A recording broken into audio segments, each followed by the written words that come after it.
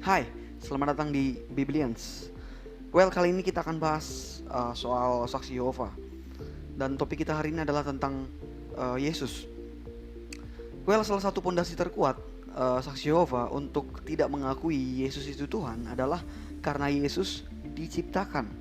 Dan ayat yang mereka sodorkan untuk membuktikan hal ini adalah Kolose 1 ayat 15. Yuk kita lihat isinya. Ia adalah gambar dari Allah yang tidak kelihatan, yang sulung atas semua ciptaan. Dengan ayat ini, mereka mengklaim bahwa Yesus adalah ciptaan yang pertama, ciptaan yang mula-mula sebelum apapun di alam semesta ini diciptakan. Mereka sebenarnya sepakat bahwa Yesuslah yang menciptakan semua yang ada di semesta ini, apapun itu. Seperti yang dikatakan di Yohanes 1 ayat 3 dan Kolose 1 ayat 16, bahwa Yesuslah yang menciptakan segalanya. Tapi bukan berarti Yesus ini sama dengan Allah atau Yahweh. Bagi mereka, Yesus lebih rendah dari Yahweh. Yesus diciptakan terlebih dahulu oleh Yahweh sebelum Yesus menciptakan semua yang ada. Diberi kuasa oleh Yahweh untuk menciptakan semua yang ada. Jadi Yesus adalah ciptaan yang pertama sebelum apapun ada. Ingat, apapun. Jadi apakah benar Yesus diciptakan sebelum apapun ada? Kita akan menjawabnya. Yang pertama dengan mengkaji ayat itu sendiri, dan yang kedua dari perspektif logika dan sains. Yuk kita bahas. Yang pertama, dari ayat itu, Kolose 1 ayat 15. Fokus mereka adalah di kata yang sulung, yang mereka artikan ciptaan yang pertama-tama. Tapi apakah benar itu maksud Paulus saat menulis Kolose 1 ayat 15 ini? Mari kita perhatikan kosakata yang sulung tersebut. Kita lihat ke PL dulu, Perjanjian Lama. Dalam Kejadian 41 ayat 51 dikatakan bahwa anak sulung Yusuf adalah Manasye, anak pertamanya Manasye. Kata sulung di sini bahasa Inggrisnya firstborn, berasal dari bahasa Ibrani yaitu Behor. Nah, kata ini memang menunjuk kepada anak sulung Yusuf di Kejadian 41 ayat 51 itu, karena memang Manasye itu anak pertamanya secara urutan lahir. Jadi kita nggak bisa pungkiri bahwa memang Behor itu berarti yang sulung. Tapi tunggu, bagaimana dengan Yeremia 31 ayat 9? Yuk kita baca ayatnya. Dengan menangis mereka akan datang, dengan hiburan aku akan membawa mereka. Aku akan memimpin mereka ke sungai-sungai, di jalan yang rata, di mana mereka tidak akan tersandung. Sebab aku telah menjadi bapa Israel, Efraim adalah anak sulungku. Kenapa di ayat ini dikatakan Efraim anak sulung, sementara kita tahu Manasye yang sulung dan Efraim anak kedua Yusuf? Dan di sini dikatakan Efraim anakku yang sulung, kata Allah. Kenapa begitu? Oh, mungkin soal kosakata, mungkin kosakata yang berbeda. Tapi di sini di Yeremia 31 ayat 9, bahasa Ibrani yang dipakai untuk anak sulung adalah Behor juga. Kalau begitu mana yang benar? Apakah Manasye atau Efraim yang anak sulung? Kenapa Alkitab kontradiksi lagi? Nggak ada yang kontradiksi, nggak ada yang salah. Inilah pentingnya konteks. Di Kejadian 41 ayat 51, kata Behor memiliki makna harafiah, yaitu tentang urutan kelahiran. Karena memang Manasye itu lahir duluan daripada Efraim, makanya kata Behor berarti harafiah, yaitu anak sulung atau yang sulung.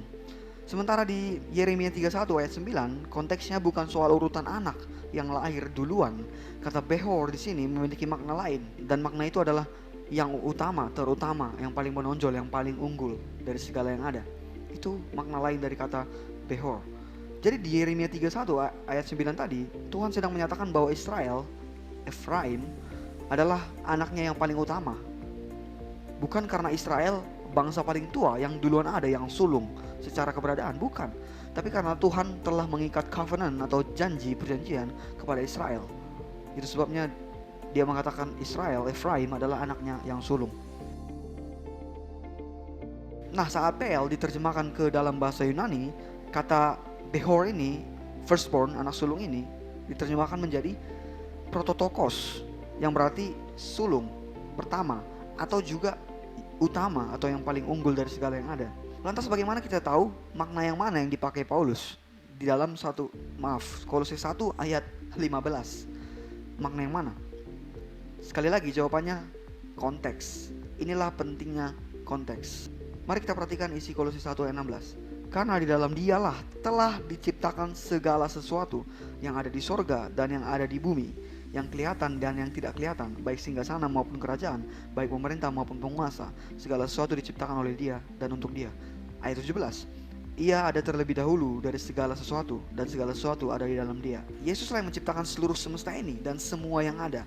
Dia sudah ada sebelum apapun itu ada. Dengan kata lain, kekal. Ini jelas menunjukkan bahwa kata prototokos di ayat ini bukan berarti urutan lahir atau yang sulung, tapi yang utama, yang paling utama, seperti Yeremia 31 ayat 9 tadi. Dan ini membuktikan bahwa Yesus bukan diciptakan, bukan ciptaan pertama, melainkan Dia kekal. Yang kedua, mari kita bahas dari perspektif logika dan sains atau ilmiah.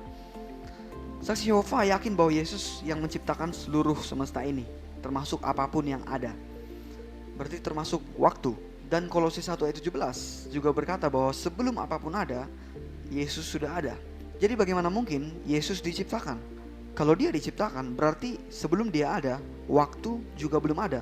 Karena waktu adalah ciptaan Dia. Ingat, semua hal itu ciptaan Yesus. Saksi Yehova juga sepakat. Nah, tanpa adanya waktu, maka tidak ada yang bisa diciptakan. Karena penciptaan itu butuh proses, mulai dari sebelum ada hingga menjadi ada. Itu semua hal-hal yang berlaku jika waktu itu ada. Sementara kalau Yesus belum diciptakan, berarti waktu belum ada. Maka tidak ada momen atau saat di mana Yesus bisa diciptakan. Bahkan tidak ada sebelum dan sesudah, karena waktu belum ada. Bahkan saat itu sendiri pun tidak ada, karena waktu belum diciptakan. Jadi dua keyakinan mereka ini, antara Yesus diciptakan dan Dia juga yang menciptakan segalanya termasuk waktu, ini saling berlawanan dan tidak bisa selaras. Jadi ini juga bukti bahwa Yesus tidak diciptakan, karena penciptaan membutuhkan adanya waktu, sementara waktu belum ada. Mungkin mereka berkata waktu sudah ada sebelum Yesus ada. Waktu diciptakan terlebih dahulu oleh Yahweh, dan kemudian Yahweh menciptakan Yesus, dan kemudian Yesus menciptakan seluruh semesta ini. Tapi sekali lagi ini konyol, karena ini juga menentang kepercayaan mereka sendiri. Kolose 1 ayat 17 bilang Yesus sudah ada sebelum apapun ada. Bahkan keyakinan mereka bilang Yesus ciptaan yang pertama. Kalau waktu duluan diciptakan, berarti bukan Yesus ciptaan pertama, tapi waktu. Berarti waktulah yang sulung, yang diciptakan oleh Yahweh. Tapi yang mereka yakini Yesus ciptaan pertama. Sekali lagi, kontradiktif, gak bisa selaras. Dan lagi pula dalam fakta ilmiah, waktu tidak bisa muncul sendiri. Waktu termasuk bagian dari semesta ini, unsur semesta ini. Teori relativitas Einstein menyatakan bahwa ruang dan waktu itu satu, tidak bisa diciptakan atau muncul terlebih dahulu salah satunya. Mereka harus muncul secara bersamaan. Soal sifat-sifat unsur semesta ini, aku udah bahas di videoku yang soal Big Bang, video yang sebelum ini. Kalian bisa tonton di sini kalau kalian belum nonton, supaya lebih memahami secara komprehensif. Jadi sekali lagi, tidak mungkin waktu duluan ada, karena satu, waktu dan ruang itu harus satu. Semua unsur semesta ini harus ada secara bersamaan.